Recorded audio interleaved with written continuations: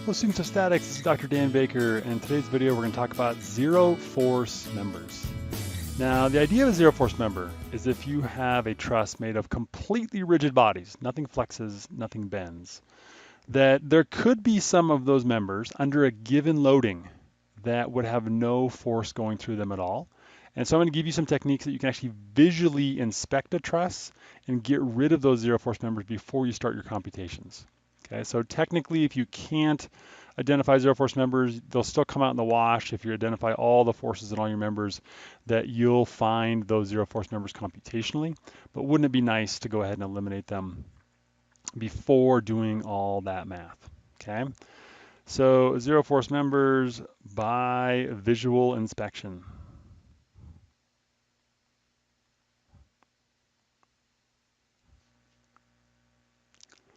All right, and again here, a zero force member, just put a little definition on here. This is defined as a truss member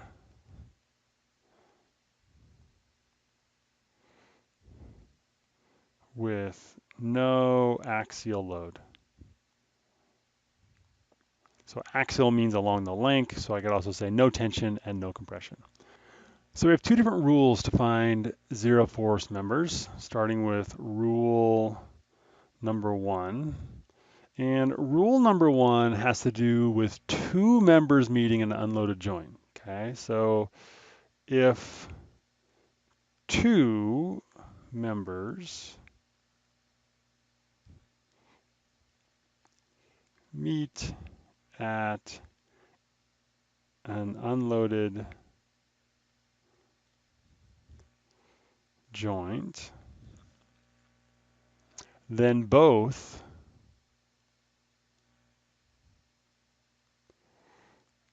are zero force members.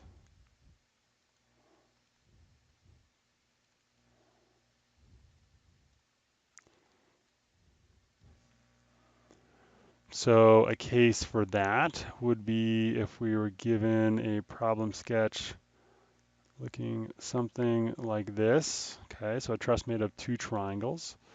Let's say that there is, let's go ahead and draw the free body diagram.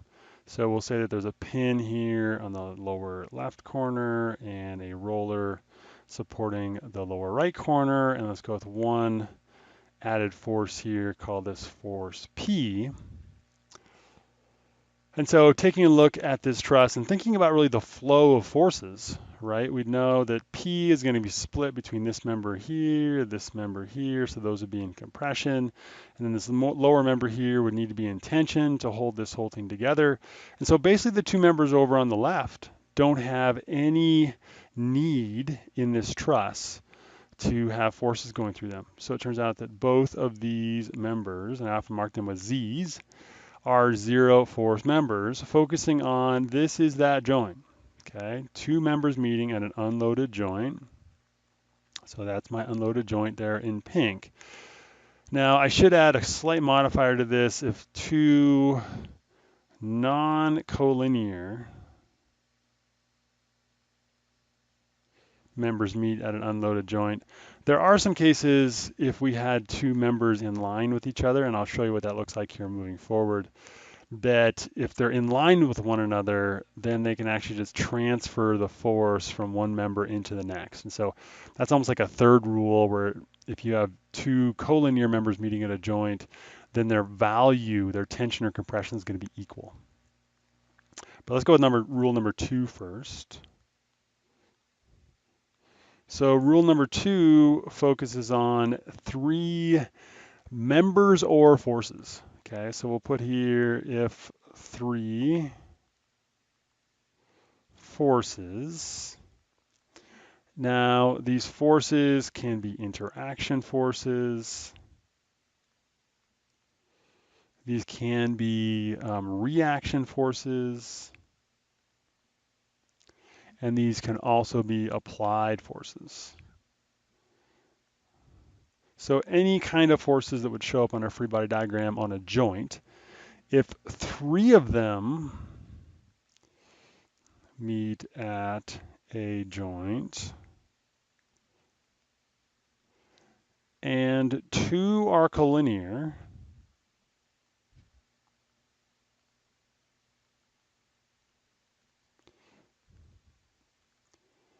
Then the third is a zero force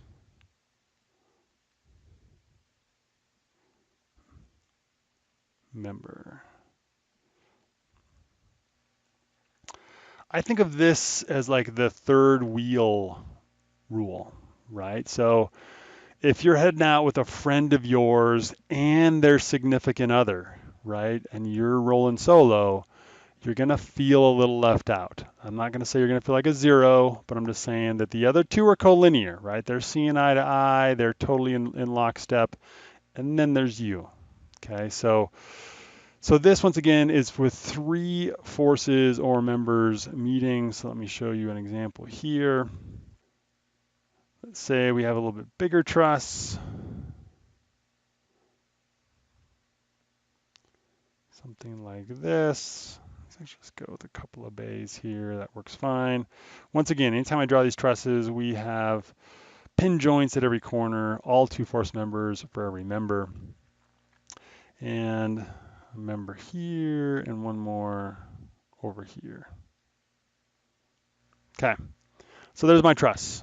Noting it's still made of triangles, right? So technically our classification of a simple truss would still work internally. And then if we add some support forces, let's say that we have a pin over here in the lower left. Let's add external forces on both of these top nodes. Let's also add one right here. Okay, and then a roller here. So let's say that this is P1, P2, and P3. Okay, so three forces, three loads. And we'll go with AX, AY, and I don't know, call this CY. Doesn't technically matter. All right. So keep in mind, we need three forces coming into any of these joints. Okay, so looking at these joints, and I could go around and count them, right? So over here on the far right, I have three. Let's count now and we'll analyze for the collinear part later. Up here in the upper right, I have 1, 2, 3, 4, and the force, there's 5. The next one coming around counterclockwise, 1, 2, 3, 4, and the force makes 5. Here in the lower left at point A, 1, 2 reactions, 3, 4 members. Here we have 1, 2, 3. Here in the middle, 1, 2, 3, 4, 5. And then 1, 2, 3. Okay, so that's all the different forces coming in those points. Now getting into the second part about being collinear. Two are collinear. Are there two collinear forces over here at C? Right, collinear means in one single line, or you could also say that share the same line of action. Turns out there is not collinear forces at C, so we can ignore that one. The other two spots where we had three, let's look at this one here first, right? So collinear, in line with each other. So these two are in line. The third one is a zero force, so therefore that one coming in is a zero force. Now you'd get this value anyway if you summed your forces in the y direction equal to 0, right, on this problem. You have nothing else going on in the vertical direction, therefore the force in that member would have to equal 0. Now it turns out it's not only true when things are perpendicular, but also when they're non-perpendicular. So revisiting this joint over here, once again, three forces coming into this joint. Still two are collinear, this one and this one. Therefore, the third one is a zero force member.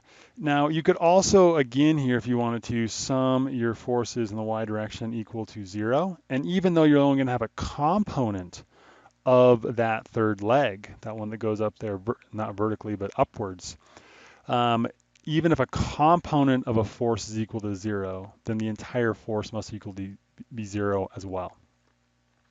All right, one of the last things to say about zero force members is the idea that it is an iterative process. It is an iterative process which will always leave triangles connecting applied to reaction forces. So the idea of it being iterative, it means that once you get rid of some, go look for more, okay? Because you can actually find more in a system. So if we look here at another truss system,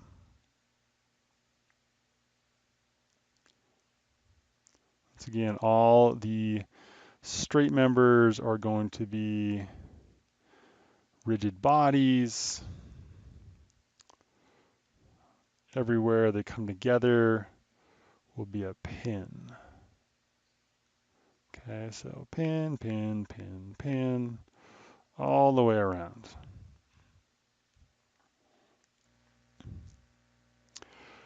So let's label these.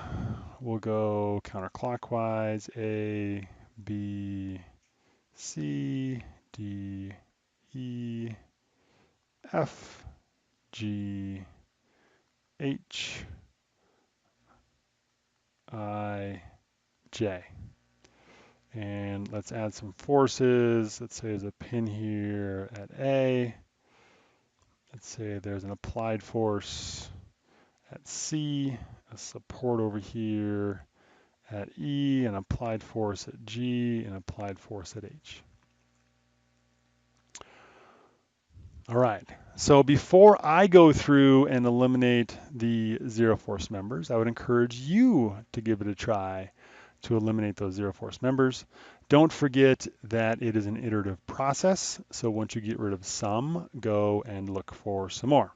So feel free to go ahead and pause the video and go look for zero force members. All right, so let's go ahead and find all the zero force members. I did label one more joint here, which is K. I also created another copy of this truss so that as I go through and find the zero force, I'm actually going to erase them. So you can see as we get down to just basically a truss, they'll be able to hold the applied loads with triangles. So our two rules. Rule number one, two members meeting at an unloaded joint. Turns out we don't have any joints with only two members coming into that joint, so let's put that one on the shelf. Now with three members meeting at a joint, now this is either members or forces, we have that happen here actually in three different locations I see right now, here at K, here at J, and over here at I. So with that, we can get rid of FK, I can get rid of DK, and I can additionally get rid of BI. Okay. Now here are those joints. I mentioned earlier that if you have collinear members meeting at a single joint, that these won't go to zero, but they're basically just going to pass the force, say, from GK into EK. Okay, so if GK has a tension of 100 newtons, EK is going to have a tension of 100 newtons. Okay, exactly the same. All right, now this iterative idea. Now we can look at joint B and joint D. At these two joints again, we have three members meeting, three forces coming into our free body diagram. Two are collinear, therefore we can get rid of BH and get rid of DG. Now back to rule number one, we can see over here now F is sitting out here all on its own. Two non-collinear members meeting an unloaded joint. Therefore, no forces are coming through this member either. Fundamentally, I could even get rid of the joint if you wanted to. And here is our truss. It is still made of triangles and it's still connecting all of these applied forces. Okay, so you can make sure to check those things as you work on this topic. Thanks for learning today, and I hope you're having a good one.